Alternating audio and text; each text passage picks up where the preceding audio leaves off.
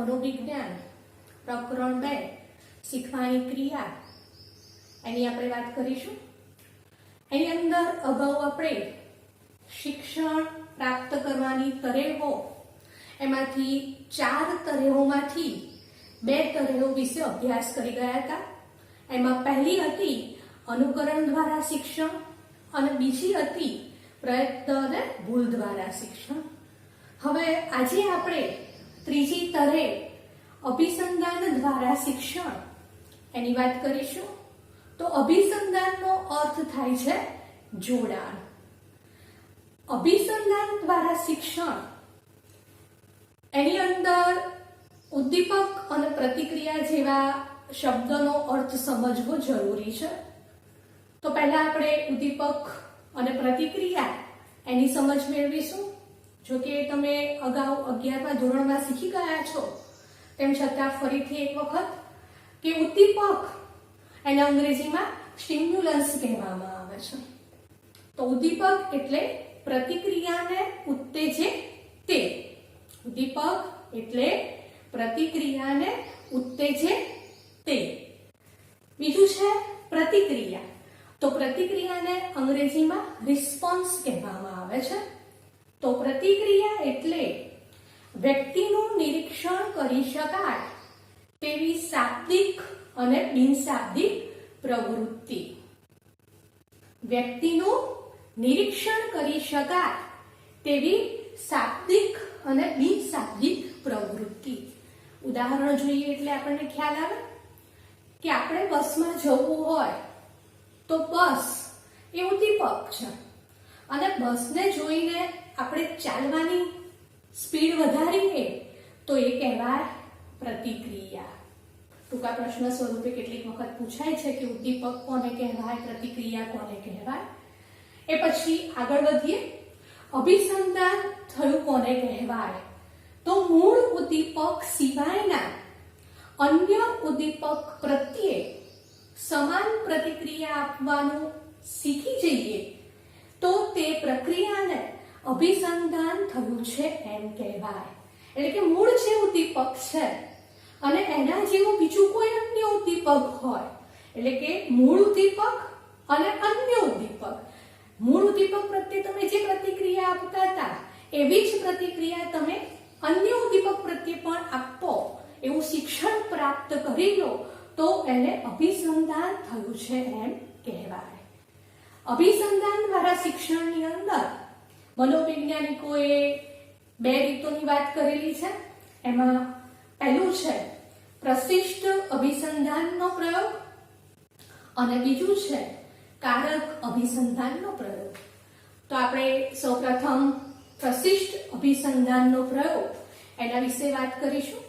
પ્રશિષ્ટ અભિસંધાનને બીજા નામે પણ ઓળખવામાં આવે છે શાસ્ત્રીય અભિસંધાન અને રૂઢ અભિસંધાન। આના આધારે પણ ટૂંકો પ્રશ્ન પૂછાય કે પ્રશિષ્ટ અભિસંધાનને બીજા કયા નામે ઓળખવામાં આવે છે? તો શાસ્ત્રીય અભિસંધાન તરીકે પણ એને ઓળખવામાં આવે છે અને રૂઢ અભિસંધાન તરીકે પણ ઓળખવામાં આવે છે। પ્રશિષ્ટ અભિસંધાનનો પ્રયોગ રશિયન શરીરશાસ્ત્રી ઇવાન પેટ્રોવિચ પાવલોવે કર્યો હતો। આના આધારે પણ ટૂંકો પ્રશ્ન પૂછાય કે પ્રશિષ્ટ અભિસંધાનનો પ્રયોગ કોણે કર્યો હતો? તો રશિયન શરીરશાસ્ત્રી ઇવાન પેટ્રોવિચ પાવલોવે કર્યો હતો। ઇવાન પેટ્રોવિચ પાવલોવે આ પ્રયોગ કયા પ્રાણી ઉપર કર્યો હતો એવો પણ પ્રશ્ન પૂછાઈ શકે। તો રશિયન શરીરશાસ્ત્રી ઇવાન પેટ્રોવિચ પાવલોવે પ્રશિષ્ટ અભિસંધાનનો પ્રયોગ કૂતરા ઉપર કર્યો હતો। હવે આપણે પ્રયોગની સમજ પ્રાપ્ત કરીશું। રશિયન શરીરશાસ્ત્રી ઇવાન પેટ્રોવિચ પાવલોવને પાચન ક્રિયાના અભ્યાસમાં રસ હતો। કૂતરા પર પ્રાયોગિક અભ્યાસ કરતા કરતા તેમણે અભિસંધાન વિશેની ઘણી જાણકારી પ્રાપ્ત થઈ અને મનોવિજ્ઞાનને શાસ્ત્રીય અભિસંધાનની મહામૂલી ભેટ આપી। પાવલોવને 1904માં તબીબી વિદ્યા ક્ષેત્રમાં નોબેલ પારિતોષિક એનાયત થયું હતું। એના આધારે પણ ટૂંકો પ્રશ્ન પૂછાય કે નોબેલ પારિતોષિક પાવલોવને ક્યારે એનાયત થયું હતું? તો 1904 ની અંદર થયું હતું. એવી રીતે પણ પ્રશ્ન પૂછી શકાય કે પાવલોવને 1904માં તબીબી વિદ્યા ક્ષેત્રમાં કયું પારિતોષિક એનાયત કરવામાં આવ્યું હતું? તો નોબેલ પારિતોષિક. શરૂઆત કરીએ આગળ. સૌપ્રથમ કૂતરાને એક સ્ટેન્ડ ઉપર બાંધવામાં આવે છે. એના જડબાના ભાગે શસ્ત્રક્રિયા કરીને લાળ ગ્રંથિ સાથે રબરની ટ્યુબ જોઈન્ટ કરવામાં આવે છે.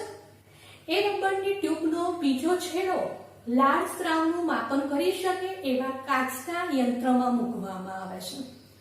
સૌપ્રથમ પાવલોવ કૂતરા સમક્ષ ખોરાક રજૂ કરે છે.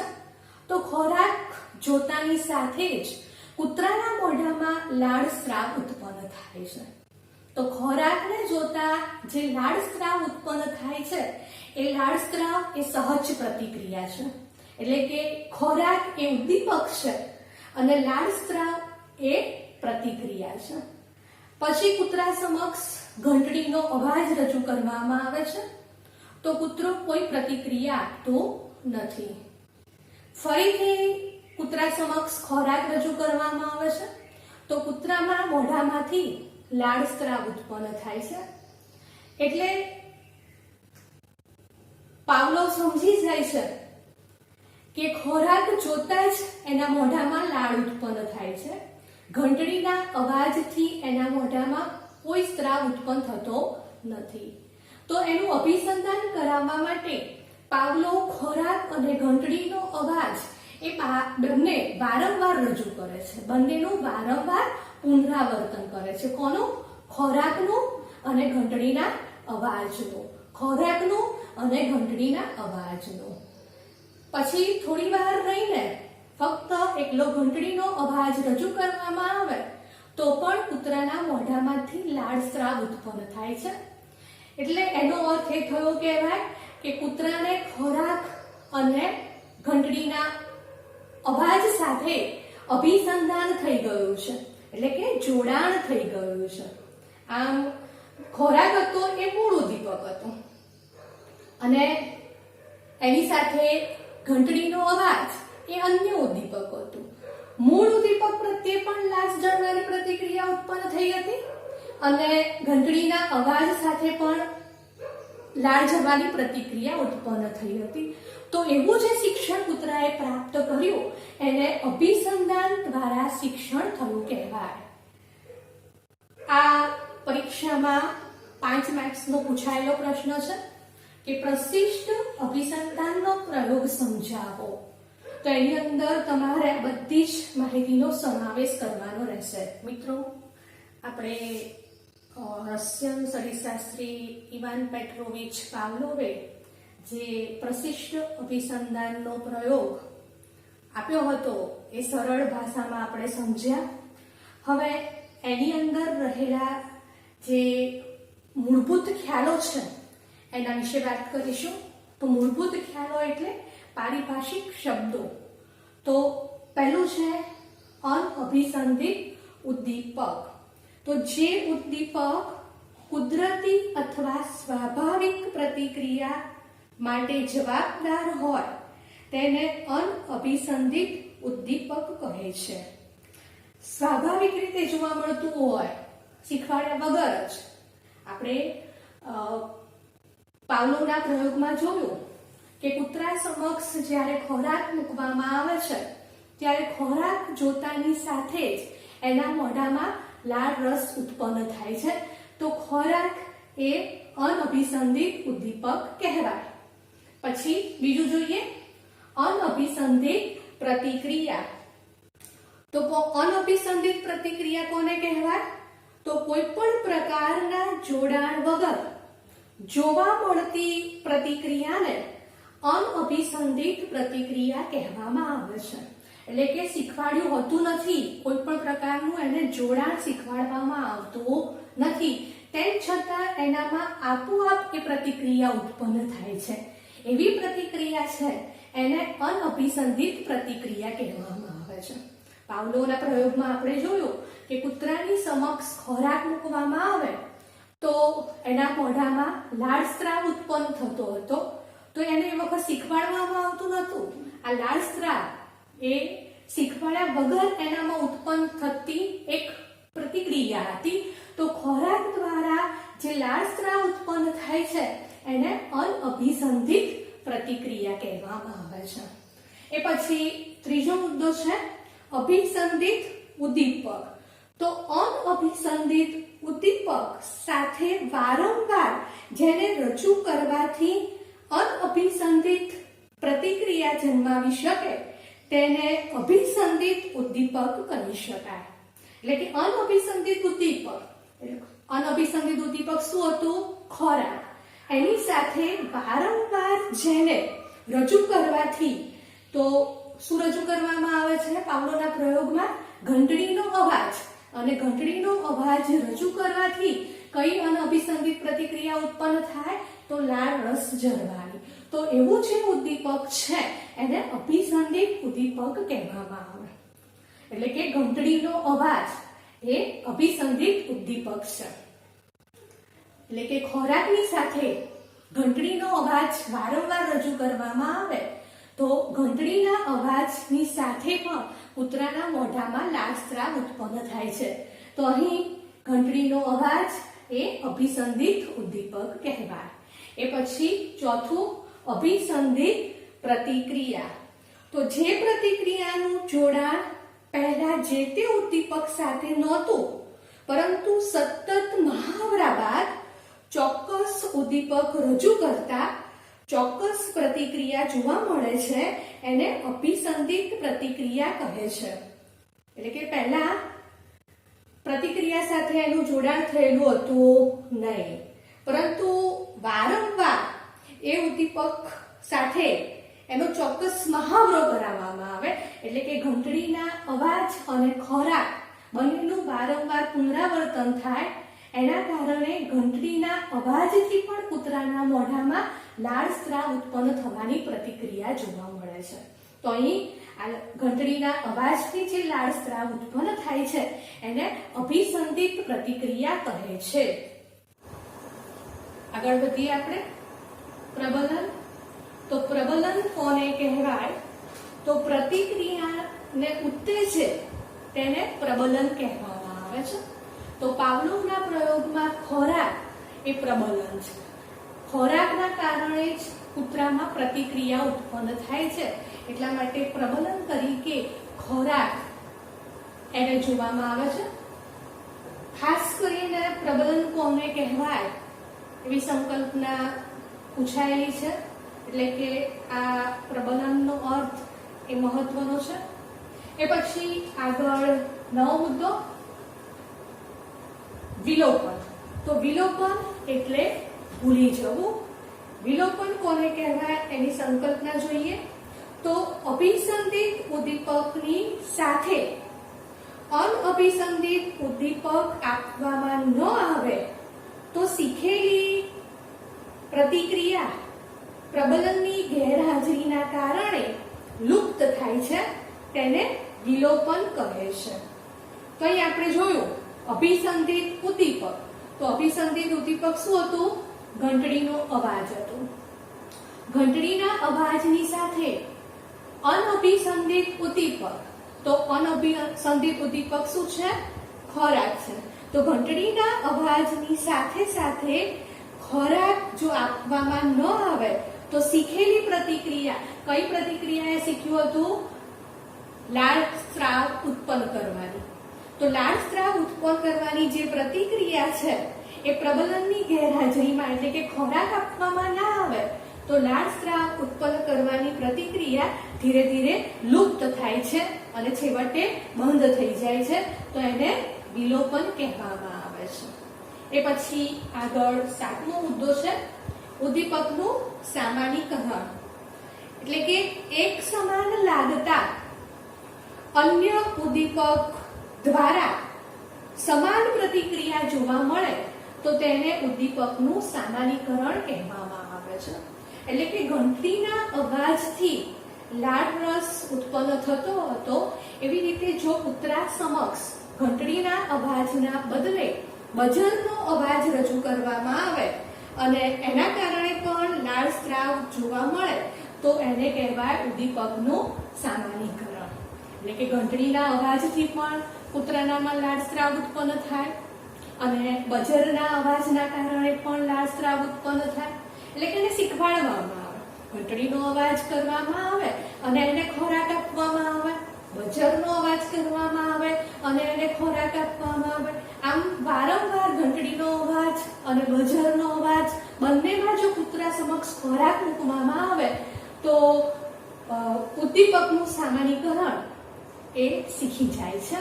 એ પછી છેલ્લો અને 8મો મુદ્દો છે ઉદ્દીપક ભેદબોધન. તો ઉદ્દીપક ભેદબોધન એટલે બે ઉદ્દીપક વચ્ચેનો તફાવત પારખવો. બે ઉદ્દીપકો જે હોય એની વચ્ચે કયો તફાવત છે એ પારખતા જો કૂતરું શીખી જાય તો એને ઉદ્દીપકનું ભેદબોધન કહેવામાં આવે છે.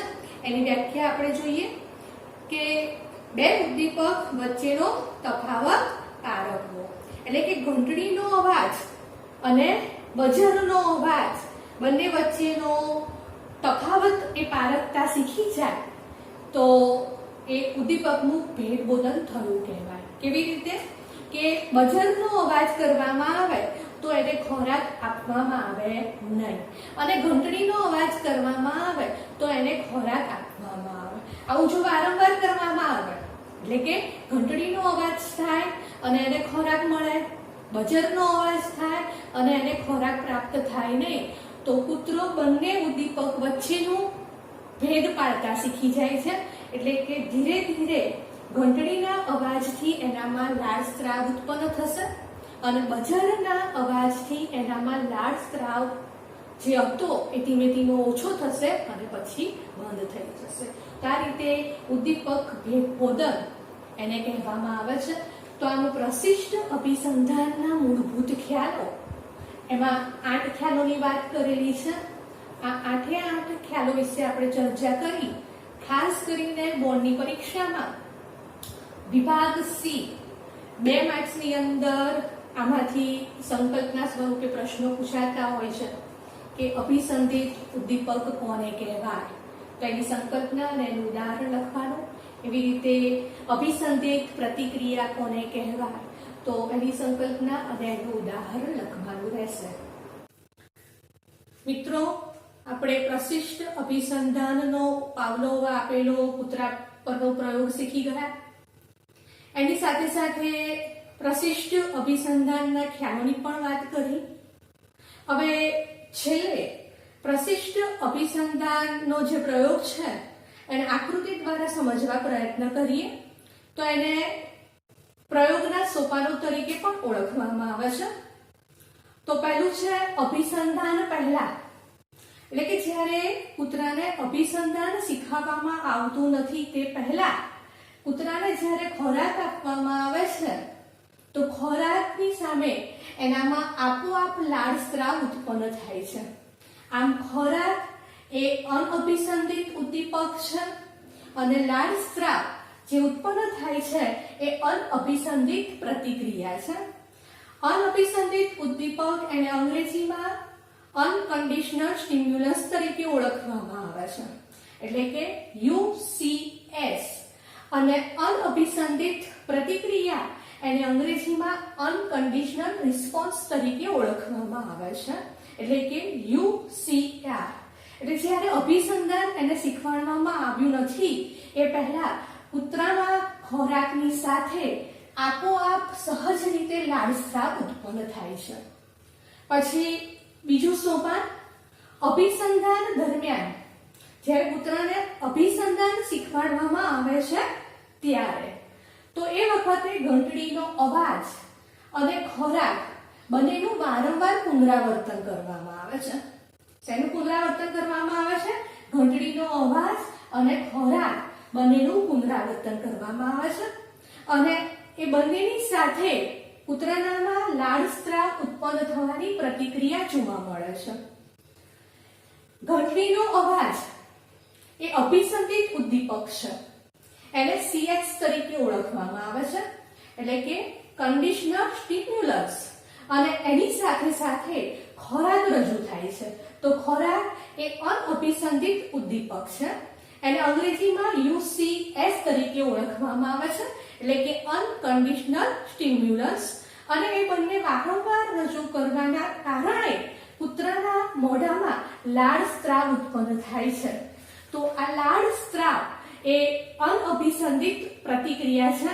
એને અંગ્રેજીમાં UCR એટલે કે અનકન્ડિશનલ રિસ્પોન્સ તરીકે ઓળખવામાં આવે છે.